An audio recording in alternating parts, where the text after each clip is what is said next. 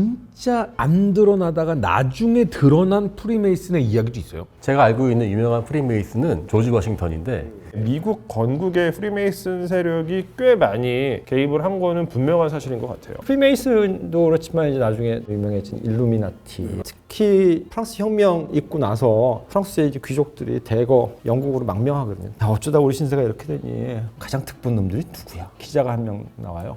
얘가 한마디로 정의를 해줘요. 유대인이다. 그러니까 모든 게 다 맞아 떨어지는 거예요. 프리메이슨, 일루미나티, 그 뒤에 서 있는 로스차일드, 이게 이제 음모론의 이제 효시거든요. 역사를 보다 재밌게, 역사를 보다 가깝게 전해드리고 싶습니다. 역사를 보다 진행을 맡은 허준이고요. 오늘도 인사드리고 시작하겠습니다. 안녕하세요.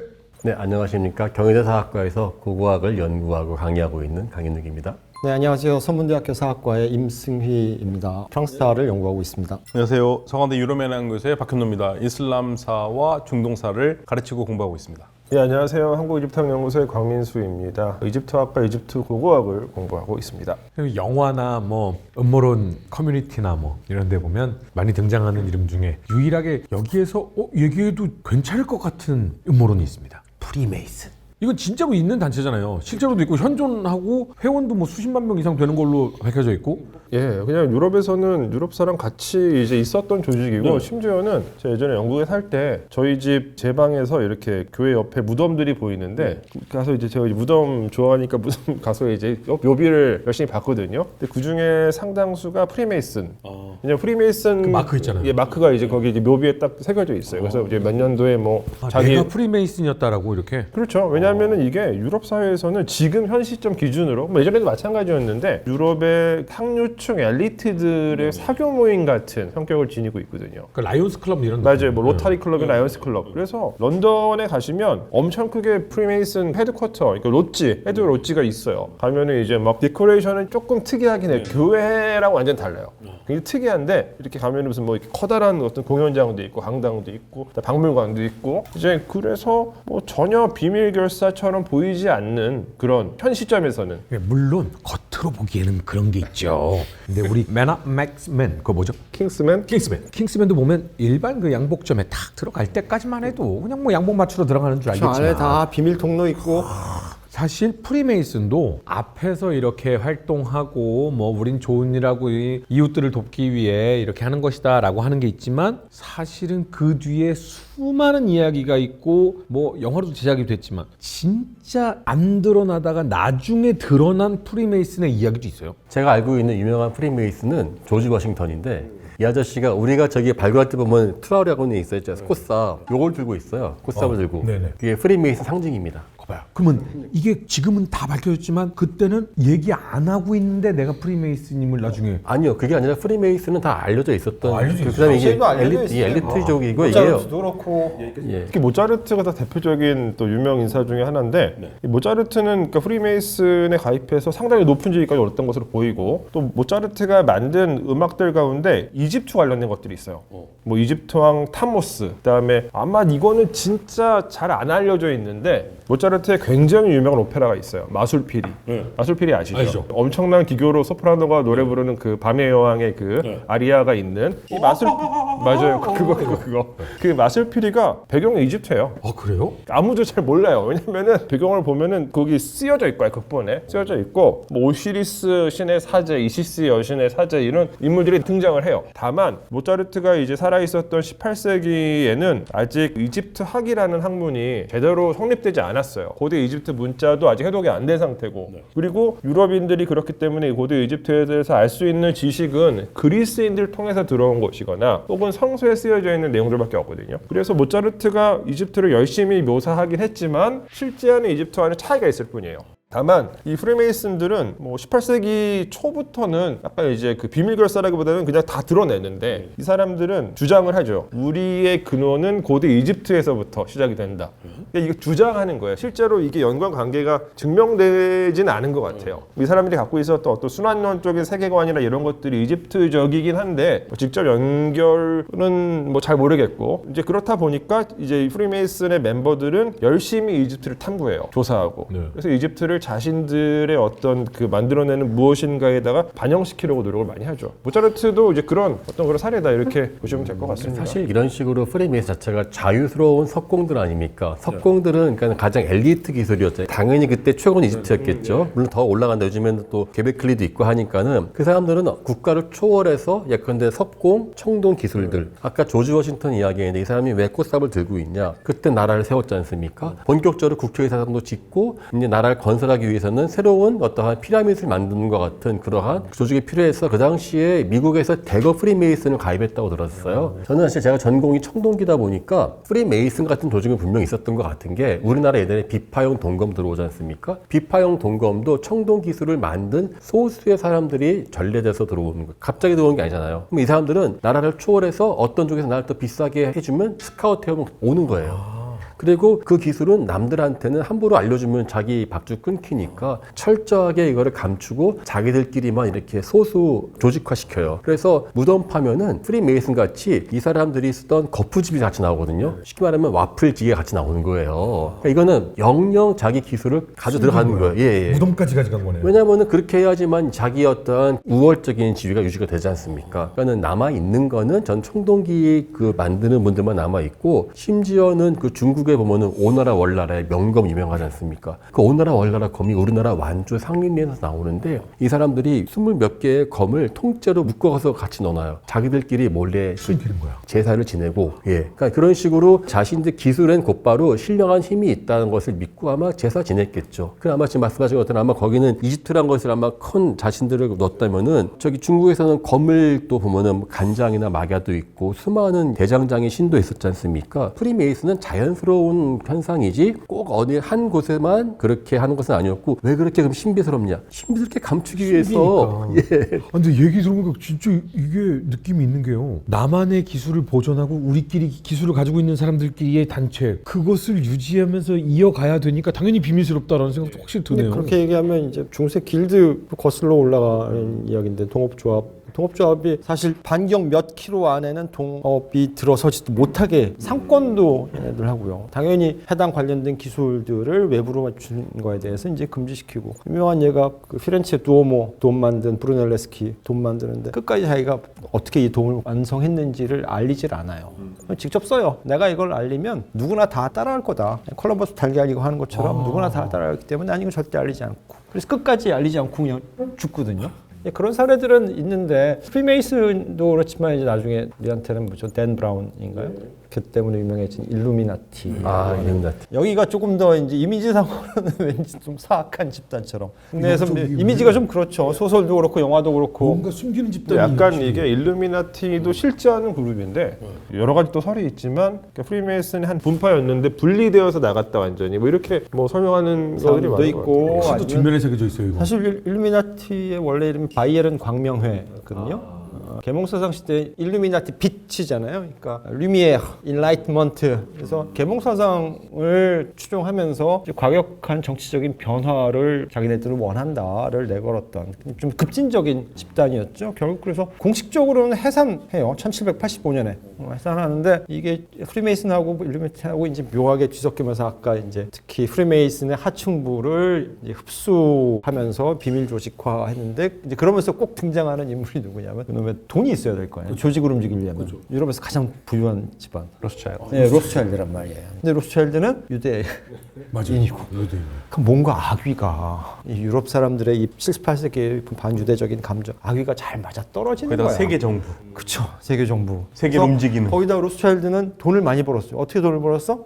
나폴레옹 시기에 나폴레옹이 워터루전에서 패배했다라는 먼저 거짓 정보를 사전에 흘려버리거든요. 이걸로 이제 채권 시장에서 어마어마하게 큰 돈을 벌었다. 이제 그 얘기 하면서 특히 프랑스 혁명 있고 나서 프랑스의 이제 귀족들이 대거 영국으로 망명하거든요. 전 유럽을 잘 망명하는데 그러니까 친세가 처량한 거죠. 얘네들 모여서 뭐냐 하면 이렇게 모여갖고서 야, 어쩌다 우리 신세가 이렇게 되니 세상에 어쩌다가 아니 프랑스가 1500년을 왕정을 해왔는데 하루아침에 이게 이렇게 뒤바뀌어지다니 하면서 신세 한탄을 하다가 이제 분석을 나름대로 해보기 시작하는 거예요. 도대체 이렇게 세상을 바꿔갖고서 가장 특본 놈들이 누구야? 어떤 놈들이지? 이런 일을 벌이려면 굉장히 오래 준비를 했을 텐데 그럴 만한 세력이 누가 있을까? 를 막 고민하다가 결국은 19세기 말에 누가 등장하냐면 에드와르 드리몽이라고 하는 기자가 한 명 나와요. 얘가 한마디로 정의를 해줘요. 유대인이다. 그러니까 모든 게 다 맞아 떨어지는 거예요. 프리메이슨, 일루미나티, 그 뒤에 서 있는 로스차일드, 나폴레옹 등장하고 세상이 확 뒤집어졌는데 기존의 이제 사회 지배층인 귀족들은 다 쫓아내고 이제 새로운 놈들 아래 것들이 이제 세상의 지배자가 됐는데 이 거대한 변화를 만들어내려면 어떤 세력이 수백 년 동안 조직적으로 이 사건을 기획했을 것이다. 이게 이제 음모론의 이제 효시거든요. 이 음모론이 19세기 내내 발전하면서 실제로 나중에 이제 독일에도 영향을 미치게 되고 그래서 그 유대인 혐오론을 어떻게 보면 계속 부채질하는 역할을 하게 되죠. 사실은 그런 농담 중에 하나가 영국 코미디에서 그런 게 있었는데 식당에 가서 밥을 먹는데 벌레가 하나 빠져 있는 거예요. 그러면 각 나라별로 어떻게 하느냐? 그랬더니 이제 유대인들한테 딱 하더니 웨이터 여기 벌레가 빠져 있다 그랬더니 유대인이 어떻게 하는지 아세요? 웨이터가 1파운드 더 내십시오. 고기 들어갔으니까. 그 독일 사람한테 했더니 독일 웨이터는 오더니 에이 이 유대인 같은 놈도 펑 총을 쏘는 거예요. 이런 농담들 이게 딱 섞여 있죠. 완전히 반유대 감정들이. 예. 그래서 아까 얘기했던 그 드리몽이 뭐라고 쓰냐면 이 베스트셀러가 되는데 프랑스 혁명이 일어나고 나서 100년 동안 가장 막대한 이익을 본 자들은 유대인들이다. 그러므로 혁명을 계획하고 실행한 자는 유대인이라고 추론해도 틀리지 않다라고 써요. 이 얘기는 뭐냐면 바람이 불어서 통장수가 돈을 벌었어요. 갑자기 비가 와서 우산장수가 돈을 벌었어요. 그럼 누가 이 비를 내리겠느냐? 우산장수가 그랬을 거다라는 그 논리랑 똑같거든요. 근데 문제는 당시 이 책이 나왔을 때 프랑스인들이 이제 편지, 요즘 하면 저희 방송 나가면 댓글 달듯이 편지를 쓰는데 뭐라고 쓰냐면 가슴이 뻥 뚫리는 것 같습니다. 이제 알았다. 막 얹혀있던 것이 쑥 내려간 것 같습니다. 복잡했던 머리가 정말 한 방에 개운해지는 것 같습니다. 이런 식의 이제 댓글들을 하거든요. 그러니까 드리몽에게. 네, 드리몽한테. 그러니까 드리몽은 대중이 뭘 원하는지 영리하게 잘 알고 있었던 것 같고, 근데 사람들이 역사학자들을 별로 안 좋아하는 이유는 역사학자들은 어렵게 설명을 해요. 그렇죠. 어렵게 설명을 하거든. 가능성. 뭔가 복잡해. 여기에는 프랑스 혁명은 여러 가지 사회적인 이유, 정치적인 이유, 뭐 재정적인 이유, 다양한 이유가 있다. 그러면 그거 왜 듣다 보면 머리도 아프고 졸리고. 그래서 이유가 뭐라고? 자, 근데 드리몽 뭐라 그러냐면, 이거 유대인들이 기획한 쟤 때문이야. 거야. 정말 단칼에 썰어버리면 그러면 진짜 듣는 사람의 입장에선 개운하겠죠. 그래서 음모론 뭐 이런 일루미나티나 프리메이슨이나 이런 얘기를 들으면 재미로 듣는 건 상관없지만 재미로 들어야죠. 예. 그렇죠. 이거를 지나치게 확신하고 여기를 하는 거는 지성인으로서의 자세는 아니다. 그러니까 약간 이게 프리메이슨이 꽤 오랜 기간 동안 유럽에서 어떤 엘리트 집단이었기 때문에 약간 과장된 어떤 영향력을 이제 붙여가지고 이렇게 설명하는 것 같은데, 당연히 이제 뭐 세계 정부 이런 거는 사실과는 거리가 멀 가능성이 크다고 생각을 하고요. 그렇지만 이게 미국 건국의 프리메이슨 세력이 꽤 많이 개입을 한 거는 분명한 사실인 것 같아요. 그렇죠. 그러니까 미국 건국한 세력 중에 프리메이슨 클럽의 멤버가 많았던 있었죠. 거겠죠. 예, 네네네. 그래서 뭐 대표적인 사례 중에 하나가 그 미국의 여러 도시들의 이름 가운데서 이집트에서 간 게 많거든요.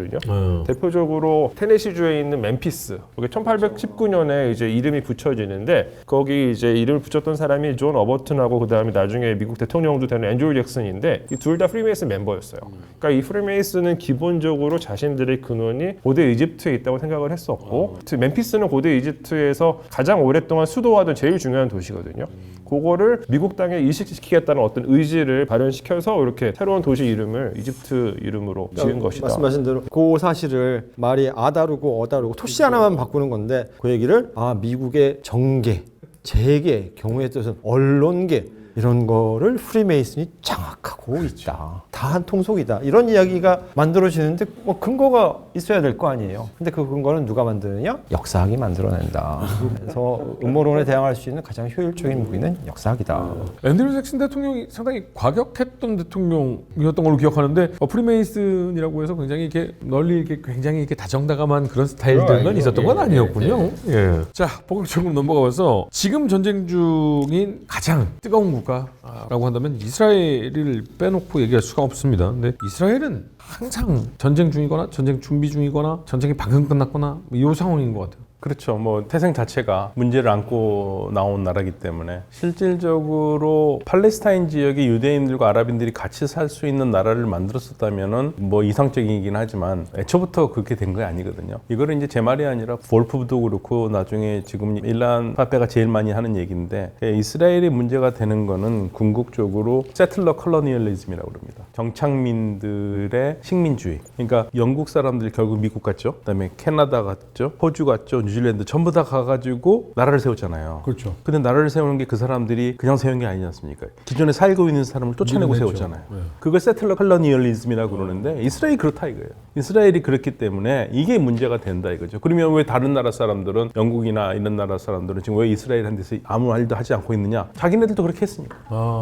동질의식을 가지고 있다는 얘기죠. 니네 제국주의 국가들 니네들이 뭐 다른 게 뭐야 이렇게 되니까. 다 그리고 그들은 가지고 있었던 게 신이 주신 땅이라고 생각했잖아요. 일란 파페는 그 얘기까지 합니다. 오늘날 유대인들을 얘기할 때 자기가 유대인인데 뭐라고 그러냐면 유대인들은 지금 시온주의자들은 어떤 게 시온주의냐면 하느님의 존재를 믿지 않으면서 하느님이 땅을 줬다고 믿는 사람들. 그게 거기에다가 정착민들을 모내고 나라를 세운다. 그러니까 이제 이게 문제가 됐다고 얘기를 하고 있어요. 이건 제 말이 아닙니다. 예. 그래서 지금 뭐 이스라엘이라는 나라가 세워진 게 1948년이고 이들이 이스라엘이라는 곳에 들어오기 시작한 것은 영국의 도움으로 들어오기 시작하면서 궁극적으로 기존에 있던 사람들과 같은 나라를 세우는 게 아니라 유대인들의 국가를 세우겠다. 시온주의에 바탕을 한 국가를 세우다 보니까 계속 뭐 우리 허 선생님께서 말씀하신 대로 전쟁을 준비하거나 싸우고 있거나 계속 그런 상황 밖에 될 수가 없는 거죠. 와, 그럼 이거 참 그 선진 국가들이 좀 이거 답변을 줘야 되는 거 아닙니까? 이거 선진국이 무슨 답변을 미리 있어요? 제국주의에서 한번 그런 것들을 했던 국가들이 야 그거 이렇게 해야 현명해 하고 앞선 길들을 좀 먼저 터 나갔으니까. 근데 그게 되기가 어려웠던 게요. 1917년에 당시 영국의 외무장관이었던 벨포어가 소위 말해서 지금 팔레스타인 지역에 정확하게 내셔널 홈이라고 그랬습니다. 내셔널 홈 for the Jewish people. 유태인들의 내셔널 홈을 만드는 것을 영국이 지지한다고 얘기를 하면서 그게 소위 말하는 벨포어 선언이거든요.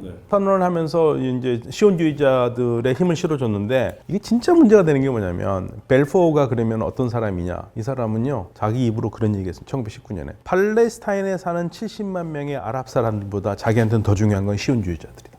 시온주의자들이 더 근거가 있고 팔레스타인 땅에 나라를 세울 수 있는 그러한 오랜 역사를 가지고 있는 사람이다. 그러니까 이미 거기서부터 영국은 우리가 이제 벨포 같은 사람들을 어떻게 얘기하냐면요. 유대인들만 우리가 시온주의자라고 얘기하잖아요. 그게 아니라 그리스도교인들 중에서도 시온주의자들이 있어요. 크리스천 자이오니스트들입니다. 이스라엘이라는 국가가 건설돼서 가장 중요했던 역할을 했던 것도 크리스천 자이오니스트들이고요. 그러면 아랍은 뭐 했느냐? 사실은 이게 비극 중에 하나인데 만약에 팔레스타인 사람들이 당시에 팔레스타인에 난 나라를 반드시 세울 거야. 네. 이 생각을 가지고 있었으면 나라를 세웠을 거예요. 근데 문제는 뭐냐면 팔레스타인에 살고 있던 사람들은 대다수가 시리아의 소작농들이었어요.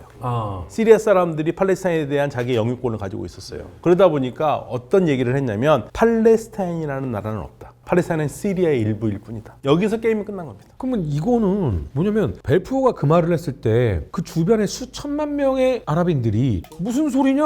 거기 팔레스타인 사람들이 사는 팔레스타인 땅이다 라고 같이 도와줬으면 독립국가가 될 수도 있었다라는 그렇죠. 상황인 거죠. 그런데 이 팔레스타인 문제가 팔레스타인 사람들이 나라를 세운다는 거를 팔레스타인들이 주도를 못하고 주변 아랍 국가들, 그 주변 아랍 사람들, 특히 시리아 대민족주의에 그냥 함몰돼 버린 거예요. 그러다 보니까 나라를 못 세운 거고. 그러면 팔레스타인 사람들이 그러면 언제 나는 진짜 내가 우리 팔레스타인 아랍 사람들이 이 나라를 세우겠다고 주인의식 갖고 나온 데가 언제인지 아세요? 1967년 전쟁에서 진 다음부터입니다. 그 전까지는 팔레스타인의 모든 문제를 주변 아랍 사람들이 좌지우지했어요. 그게 결정적인 패착 중에 하나예요. 너무 늦었네요. 네, 안타까운 거죠. 네. 그러니까 심지어는 피에로를 만들었던 슈가일이라고 첫 의장이 있거든요. 그 팔레스타인 뭐라고 그랬냐면 1948년에 팔레스타인 시리아의 일부라고 그랬어요.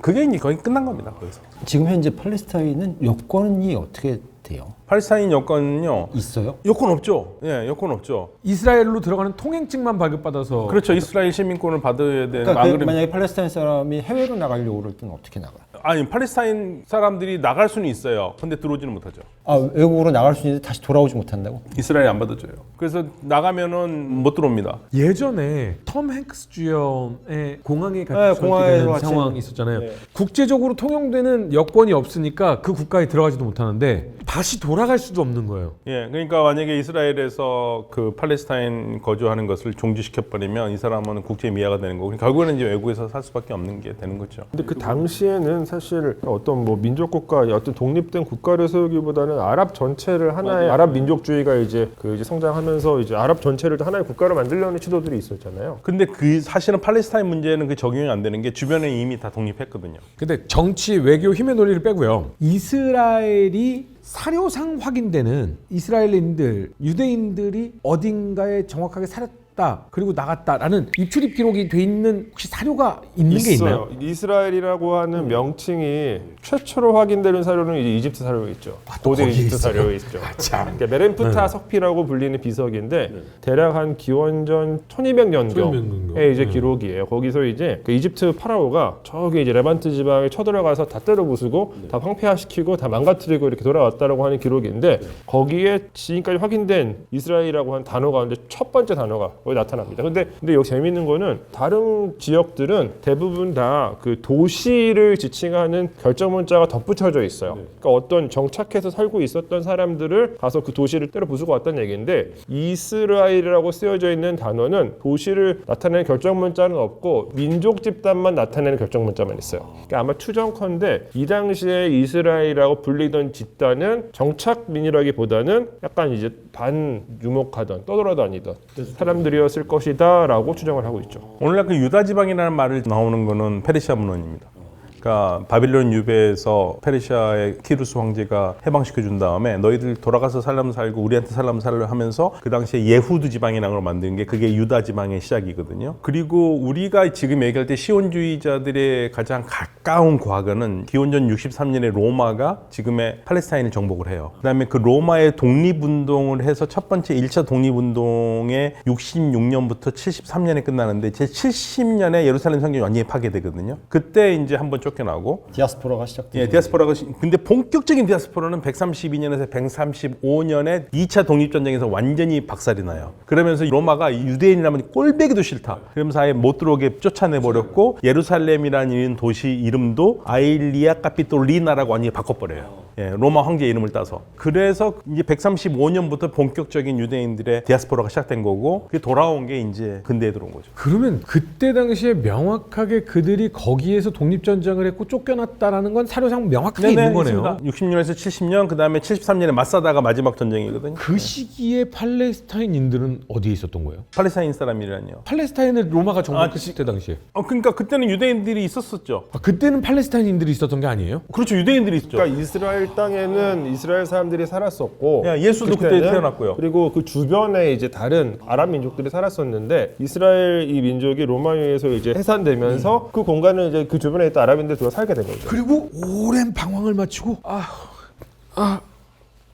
누구세요? 이렇게 아니요, 근데 진짜 재밌는 거는 무슬림들이 이 팔레스타인 정복이 638년이거든요. 638년에 정복했을 때 유대인들은 없었어요. 다 쫓겨나 있었어요. 쫓겨났죠. 예, 크리스찬들이 유대인들이라면 꼴배기 싫어가지고. 그런데 정말 재밌는 거는 유대인들을 다시 이쪽에 살게 만든 사람들이 아랍인들이에요. 638년에 예루살렘을 정복하면서 유대인들을 다시 살게 도와줬어요. 그래서 아랍인들이 아니었으면 당시 아랍 무슬림들이 아니었으면 유대인들이 다시 팔레스타인에 와서 살 수가 없었던 거죠. 그러니까 아랍 사람들은 유대인들과 동질의식을 느껴주고 왜 아랍인들은 근데 도와줬어요? 불쌍하니까요. 니네 그리고 여기서 살던 애들이니까 와서 살으라고 이렇게 해줬던 거예요. 그러니까 크리스천들이 굉장히 독한 겁니다. 그러니까 이게 모든 문제가 유대인들의 가장 큰 문제는 뭐냐면 크리스천들이 유대인들을 굉장히 못 살게 굴었어요. 그러니까 유럽에서도 만약에 유대인들을 크리스천들이 잘 같이 살았으면 문제가 없었겠죠. 그러면 유대인들이 추방당했던 1600 년이 끝나고 돌아왔을 때 누구 여기 살던 분이세요? 하면서 이제 쫓겨났을 때 그러면 그 오래 산 세월도 있고 하니까 이쪽에 계세요. 우리가 이만큼은 봐드릴게. 그러니까 아랍 사람들이 처음에는 유대인들 받아들였어요. 처음에는 그런 생각 없었죠. 그런 생각을 갖고 들어온지는 몰랐죠. 근데 예. 이제 자리 잡았으니 힘으로 내가 한번 너희 넘어오지 마. 네. 이렇게 사실은 시작이 그 된 거예요. 유대인들이 유럽에서 들어왔을 때 결정적으로 제가 항상 말해요. 오늘날 팔레스타인 문제의 가장 원죄는 유럽의 크리스천들입니다. 같이 살았어야죠. 근데 못 살겠다고 쫓아내고 두들겨 패고 하니까 못 살겠다고 나온 거고. 그러니까 나오니까 그래 빨리 나가 해가지고 오늘날 임 교수님 왜 이렇게 괴롭히셨습니까? 제가요? 유럽인들이 힘들고 고통스러웠던 여러 기간들이 있잖아요. 뭐 역사상 많잖아요. 그러면 누군가가 좀 대안이 필요했었던 건데 이 대안을 한꺼번에 그래 이 수백 년 역사에서 결국은 다 쟤네 때문이야라는 게 좀 필요했었던 거예요. 근데 처음에 이제 유대인을 이상하게 본 거는 기독교의 입장에서는 일단 예수를 못 박아 죽인 게 누구냐? 유대인들이거든요. 근데 가만히 생각해 보면 예수는 유대인이 아닌가? 예수도 유대인이죠. 그러니까요. 그러니까 좀 이상해요. 논리는 이상한데 어쨌든 그들이 믿고 따르는 기독교의 신을 못 박아 죽인 자들이 바로 유대인들이고 그래서 저들과는 상종하면 안 된다. 근데 문화적으로도 굉장히 달랐어요. 유대인들은 식전에 손 씻는데 기독교인들은 손 안 씻거든요. 그것도 이제 이상한 놈들이라고 이제. 우리와 좀 다르다. 그래서 아예 사는 것도 격리시키고 이 사람들은 사회활동을 거의 못해요. 유대인들은. 그러니까 뭐 관직에 오르기도 힘들고 예외적인 경우를 제외하고는 진출하는 것도 금지되어 있고 다른 직업을 할 수가 없으니까 유일하게 할 수 있는 직업이 기독교인들에게 금지된 직업 밖에는 없는 거예요. 대표적으로 고리대금 돈을 다루면 험한 일들을 많이 당하잖아요. 근데 안 그래도 또 유대인에 대한 이 유럽인 기독교인들의 시선이 안 좋으니까 워낙 사건 사고가 많아요. 뭐 중간에 구타, 폭행, 뭐 린치. 그래서 아예 따로 사는 곳을 분리시키는 게 이제 우리가 알고 있는 게토고 이탈리아에 이제 처음 생기는 게 이제 게토거든요. 그게 개토예요. 예. 네 게토. 근데 게토가 처음 만들어졌을 때 사실 유대인들은 그렇게 싫어하지 않아요. 아, 우리도 이게 좋아. 왜냐하면 그 안에 들어가면 안전하니까.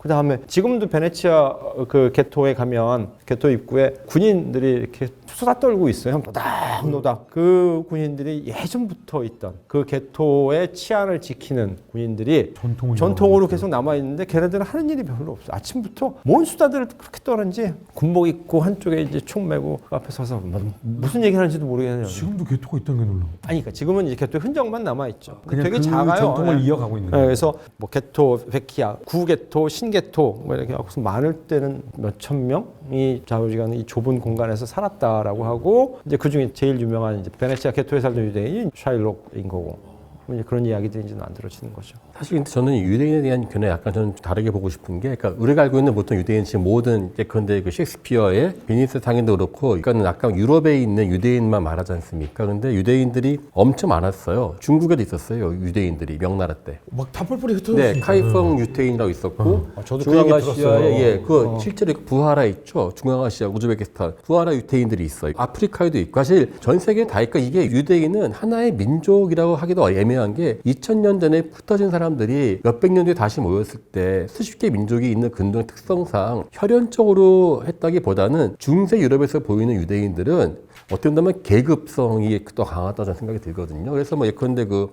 슐러마 산드 같은 사람은 만들어진 유대인이라는 책도 만들어서 근대 이후에 경제적인 어떤 활동을 통해서 이게 형성된 계급 같은 사람들이었다라고 이야기하거든요. 근데 어떻게 본다면은 유대인 성공 비결은 아까 음모로 나왔지만은 그러니까 결국 유럽에 있는 아슈케나즈 유태인인데 이 사람들은 그러니까 지역에 기반한 농업 경제력이 아니라 은행이나 기술과 같은 무형의 자산들을 가지고 부를 키웠던 계급들이었거든요. 저는 그것이 그 19세기 이후에 상당히 어떠한 이 세태와 잘 맞았기 때문에 부흥할 수 있었던 것이고, 이게 원래 민족이었다가 하나의 계급화되었다가 다시 민족화되어가는 과정 속에서 있는 것이 아닌가라는 좀 생각이 좀 들거든요. 그래서 자꾸 유대인 하면 마치 전 세계인 유대인들을 다 통칭해서 말하는 것 같은 느낌이 드는데 약간은 좀 분리해서 볼 필요가 있지 않을까 싶어요. 지금의 이스라엘을 만든 가장 가까운 역사는요, 1894년에 프랑스에서 그 유명한 사건이 나옵니다. 독일 대사관으로 프랑스의 군사기밀이 넘어가가지고 그 범인을 잡았는데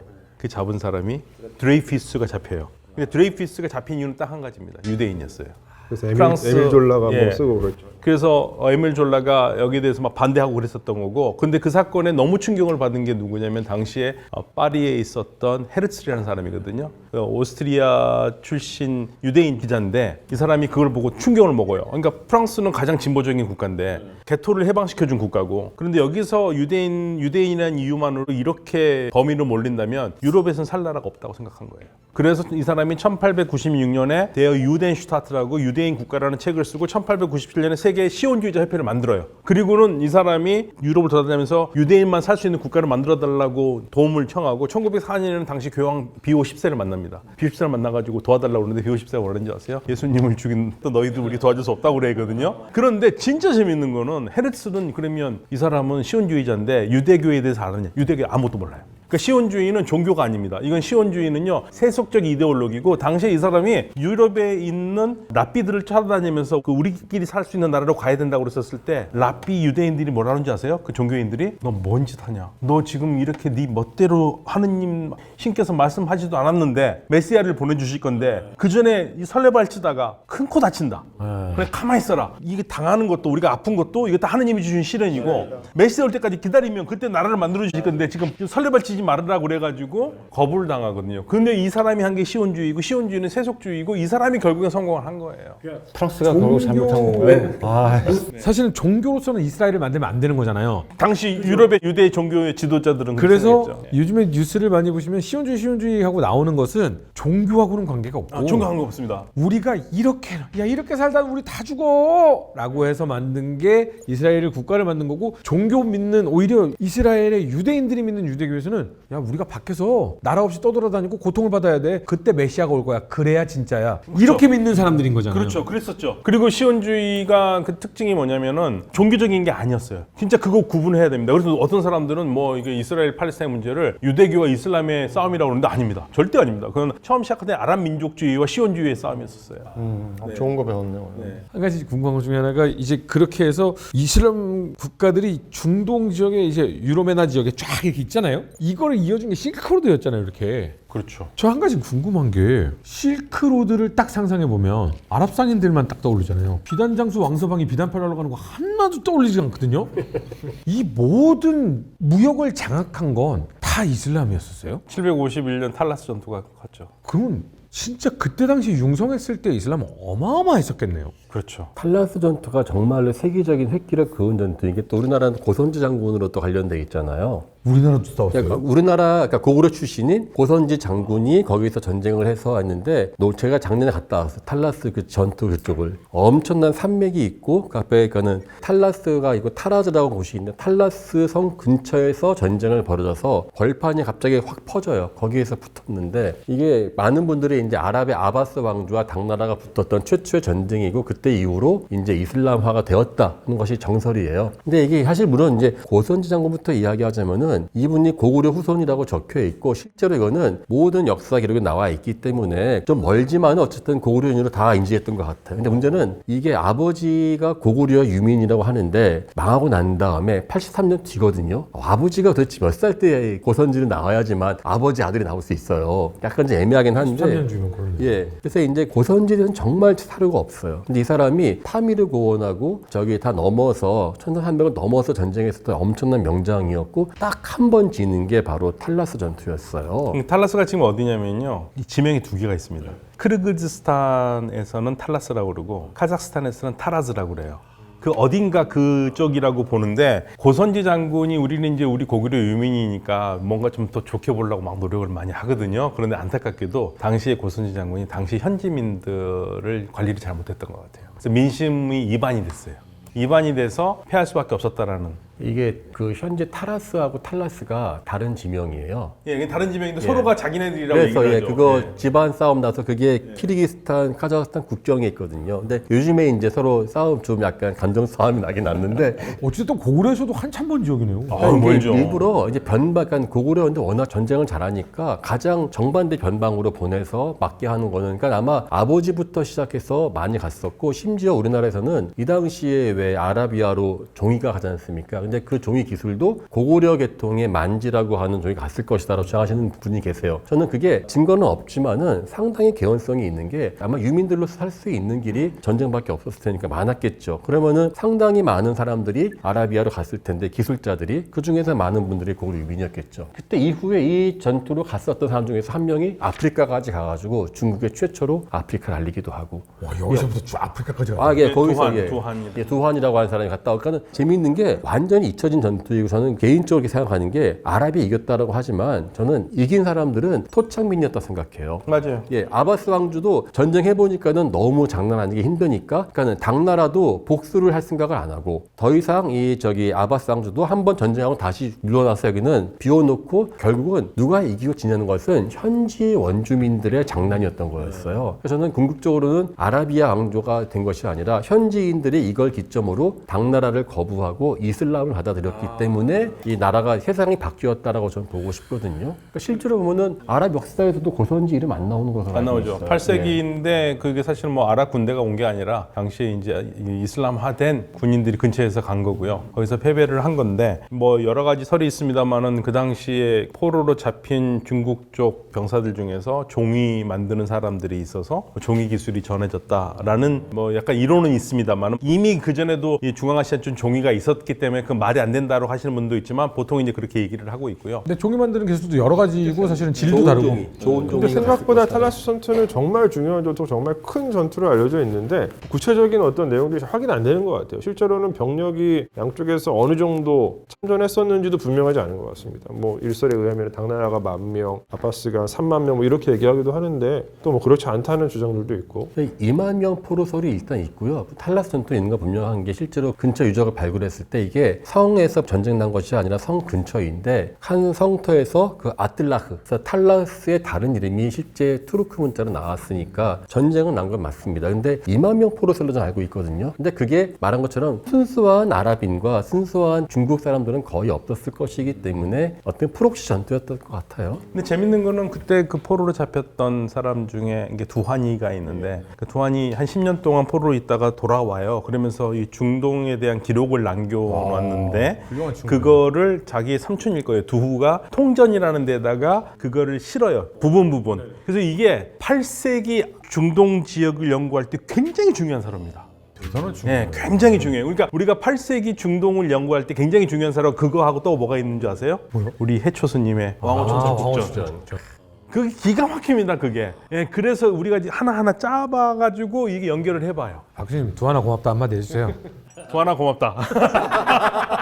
아 그때 우리 고장국님께서 승리했다면은 이제 실크로드가 아니라 비단길이 될 수도 있었을 텐데. 또 제가 또 이제 러시아에서 공부했으니까 고선지의 이름을 탈라스 다시 조명시킨 사람은 또 러시아 학자였어요. 19세기에 바르톨드라는 사람이 요거 탈라스 전투를 다시 하면 이게 자로 동서 문명의 새로운 획기를 연 사건이다라고 하면서부터 이제 바르톨드 이 역사가가 사방에 알려지면서 재조명 됐는데 아쉬운 거는 자꾸 한국에서는 고선지가 고구려 장군이란 것만 기록 강조하지 실제 동서 문명의 관점에서 이걸 보는 경우는 좀 많지 않다 생각이 들었어요. 요즘 중동에서 나오는 모든 책에는 이제 고선지 장군을 중국말로 까오션즈라고 써놓고 그 다음에 KR 해놓고 고선지 이렇게 발음으로. 그가 좋아졌네. 옛날에 그냥 이름 모른 당나라 장수 이렇게 나왔습니다. 근데 아마도 그 패배했는데 그게 책임을 물었던 것 같지는 않아요. 크게. 어차피 질 거라고 생각해요. 근데 뭐 저는 뭐 전공자가 아니라서 궁금해서 여쭤보는데 그럼 이 탈라스 전투가 결정적인 사건이에요? 그 이후에 중국이 더 이상 그쪽으로 더 진출하지는 않습니다. 않는 건지 못한 건지. 그래서 거의 그 문화적인 경계선이. 그러니까 이게 역사가 재미난 게 그러니까 탈라스 전투를 중요성을 얘기하면 그렇지만 중국 입장에서 굳이 갈 필요가 없었던 것일 수도 있지 않을까요? 그게 이제 그 다음에 여러 가지 설이 지금 말씀하신 거 한동안은 그것 때문에 고선지가 죄를 뒤집어쓰고 벌받았다는 식으로 잠깐 우리나라 얘기 나온 적이 있었는데 이야기책에 사실 고선지는 그거 한 번만 졌고 그 자체의 패배를 당나라 신경 쓰지 않았던 것 같아요. 아마 말씀하신 것처럼 고선지 장군의 개인적인 어떻게 보면 어떠한 정복 욕구일 수도 있었겠고요. 또 하나 이제 고선지 나중에 이제 벌받아 죽긴 죽는데 한참 뒤에 다른 거로 죽거든요. 그리고 당나라 자체가 그 이후로 내부적으로 무너지기 시작합니다. 내가 알로산 난도 예. 그 다음에 일어나게 그래서 되고요. 이제 전반적으로 엔간하면은 이거는 한번 얻어 맞았으니까 반격을 해야 되는데 반격 자체를 아예 생각할 생각을 안 했다고 하더라고요. 그러니까 뭐 당시 중국 당나라의 국력이 어느 정도인지 저 교과서적인 지식밖에 없는데 아까 군대 규모 얘기하는데 그 정도 규모는 그냥 뭐 저기 외국의 도적대들 비적대들 나타나서 이 정도의 의미밖에는 되지 않았을 수도 있는데 중국 입장에서는 뭔가 후에 전력을 기울이진 않은 특정한 이유에서 수도 있죠. 그렇죠. 특정한 예. 이유에서 에이, 뭐안 이 사건이 되네. 굉장히 중요한 사건이다. 전쟁이다라고 보고 있는 거 아닌가. 예를 들어서 십자군 전쟁 같은 경우에도 유럽 사람들의 입장에서는 되게 큰 전쟁인데 이슬람의 입장에서는 아니 그냥 바닷가에 이상한 놈들이 와갖고서 말 타고 돌아다니다가 그 정도밖에는 아니거든요. 이게 무슨 뭐 문명 대 문명의 충돌로 우리는 유럽 입장인 더 거고. 거대한 유럽 세계와 거대한 이슬람 세계 충돌로 알고 있는데 그건 유럽 사람들의 생각이고 이슬람 세계 사람들의 입장에서는 배 타고 몇 놈 와서 말 타고 소리 지르고 휘젓고 간 정도지. 근데 사실은 이 말씀이 맞는 게 이게 무슬림 세계에서 이게 십자군이 어마어마한 사건이었다는 것을 깨닫게 된 거는 근대에 와서예요. 근대에 와서 이 유학을 하잖아요. 그 무슬림들이 유럽에 가면서 이게 전부 다 중동 공부할 때요. 서양 애들은 맨날 십자군 얘기만 해. 근데 십자군이 뭐 그렇게 중요한 것도 아닌데 유럽 사람들은 완전히 십자군이 완전히 그 엄청난 주제인데 무슬림한테는 큰 주제가 아니거든요. 그러니까 이제 근대에 들어와가지고 보니까 이게 이게 조직적으로 얘네들이 지금 우리만 정복하려는 게 아니라 옛날부터 그랬었구나. 그걸 알게 되고 그러다 보니까 까다피가 뭐라고 그러냐면요. 보통 우리가 로마사에서 로마 이쪽 하는 사람들이 십자군을 8차까지 정리하거든요. 8차로 십자군 끝났다 그러는데 까다피가 재밌는 말을 합니다. 아니다. 8차에서 끝나지 않았다. 9차가 있다. 9차 십자군이 뭔지 아세요? 1798년에 나폴레옹이 알렉산드를 정복하거든요. 그게 제 9차 십자군이고 10차가 있습니다. 10차 십자군. 이스라엘 건국 1948년. 그러니까 이스라엘을 십자군 국가로 생각을 해요. 그래서 탈라스도 약간 탈라스도 그런 맞아요. 예. 시각으로 볼 수는 없는가. 탈란스는 그러니까 중국과 아랍의 전쟁으로 보면 사실 미미한데 두 집단이 부딪히면서 이 중앙아시아의 토착민들을 각성시켰다고 저는 보거든요. 그래서 그 안에 있었던 튀르크 계통 여러 사람들이 특히 이제 까를루크가 반란을 일으키지 않습니까? 그러면 사실 양쪽 다 정복할 마음이 없었는데 그걸 준비하는 과정에서 현지인들을 계속 끌어오지 않습니까? 그 와중에서 이 사람들이 우리 지금 알고 있는 수많은 스탄들의 어떠한 원형들이 그때 이미 생기지 않았을까라고 생각이 들어요. 사실 뭐 제 생각에는 이게 탈라스 전투가 그 전투의 주체들 자체보다는 전투가 일어난 어떤 공간이 조금 더 의미가 있지 않나 이렇게 생각이 드네요. 그 저희 어렸을 때 봤던 용문객잔이란 무협 영화. 네, 있었죠. 저희 무협지 보면 그 서역에서 온 세외 세력들 이상한 무공을 쓰는 그런 사람들 대부분 페르시아 사람들 무협지에 나오는 보면 용문객잔에 보면 사막 저 끝에 이상한 여관 하나 있고 그 안에서 벌어지는 일인데 거기서 야 저기까지가 아마 사막인데 탈라스는 그거보다 더 가야 되잖아. 근데 거기까지 뭐 10,000명의 병사들을 보내서 이게 무슨 중요한 전투인데 싸웠다?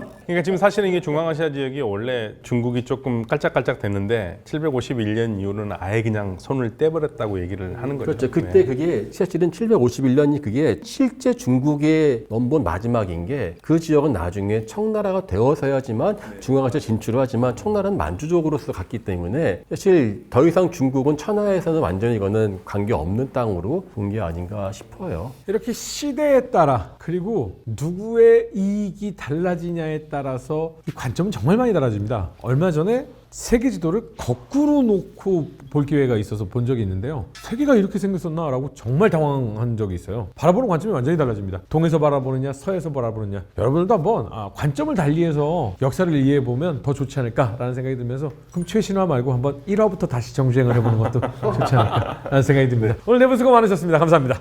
감사합니다.